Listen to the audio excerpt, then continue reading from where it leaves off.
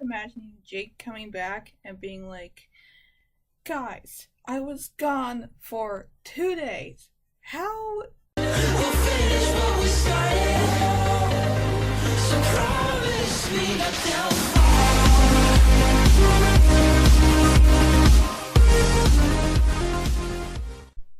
Hey guys, Spot Heine here with another Animorphs vlog. This is book 37, The Weakness. It is a Rachel book, and in this book, Rachel takes Jake's place as leader, which goes about as well as you'd expect. This is fine. Jake has to leave for some family stuff, so the Animorphs are left without a leader for a few days. Then we meet our new antagonist, our alien of the week, the Garrotron. I think that's how you say it. The Garrotron is basically if an Andalite drank like 20 cups of coffee at once. Super fast. They think fast, they talk fast, they move fast, they do everything fast. This thing is being controlled by a Yeerk, who is the inspector who comes to oversee how Mr. 3 is handling the Earth invasion. So while this is happening, Jake is away, so they need to deal with this new threat. So they vote Rachel as leader. Which, again, that goes as well as you'd expect. So Rachel's plan is to just f*** as much up as possible, go after every known Yeerk, tear through their businesses and all that, and just cause havoc and scare them off. While they're doing this, a bunch of civilians get caught in the crossfire, including an old man who dies of a heart attack, because Rachel terrified him because she was a bear just racing through this TV studio.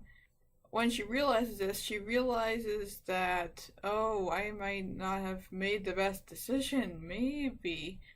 But then she gets really defensive when the others point that out.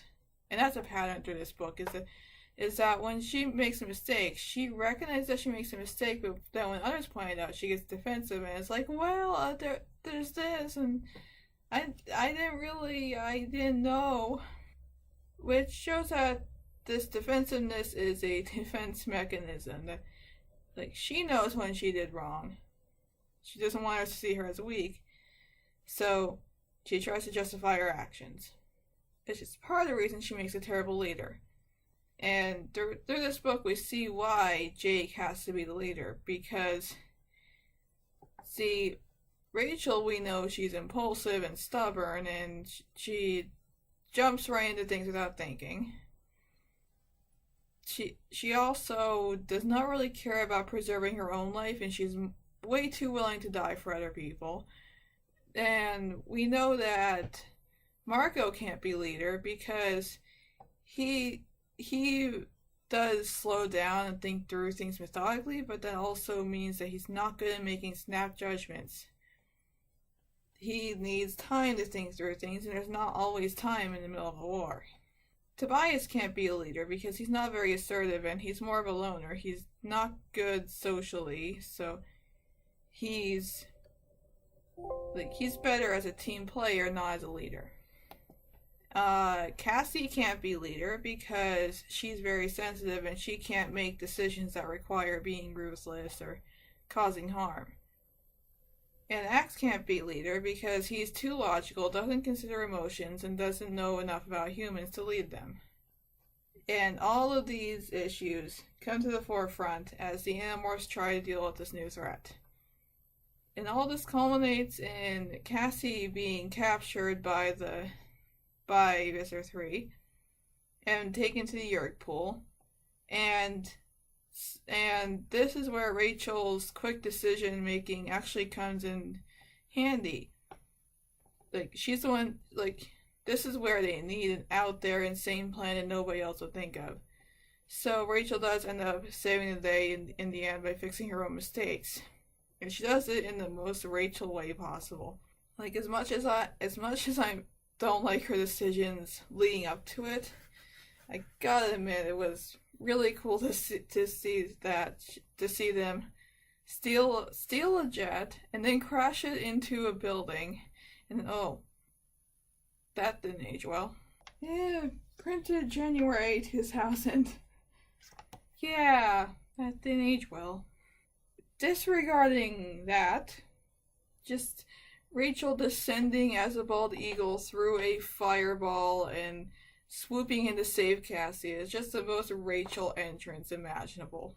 Basically, the Visser wants to get rid of the Garrotron as much as the Animorphs do, so they end up inadvertently teaming up, and because the Visser's like, okay, if you think they're so pathetic, you kill them. He knows that they are not to be underestimated at this point, I think. Or he thinks that if the Garrotron kills them, that's just one less thing that he has to deal with. Or both. So either way, he wins. So, the Animorphs do successfully kill the Garrotron because Marco in Cobra Morph is fast enough to nail him and inject venom into him, which eventually kills him. So after that, they escape the Yerk pool, and then Jake comes back, finds out what happened, and talks to Rachel. Let me tell you what I wish I'd known when I was young and dreamed of glory. You have no control. Who lives, who dies, who tells your story? And he says, well, nobody died, and the situation isn't worse than it was when I left. So, you were not as bad as you could have been. And Rachel's like, how do you do it? That this is ridiculous. And Jake's like, yeah, well, I just don't think about it. Except it's very obvious he does think about it a lot. And Rachel knows that. And that's where the book ends. So does this mean that the Animorphs are helpless without Jake? I don't think so. I think between them all, they have all the skills necessary to be a good leader, just not in one person. They have Rachel's quick thinking, Marco's strategic mind, Axe's logical intelligence, Cassie's emotional intelligence, and Tobias' stealth. And his intel. But in one person, they don't have all those skills. So I think, moving forward, if Jake is not there, their best way of going about things would be to all come together and more democratically come up with an idea.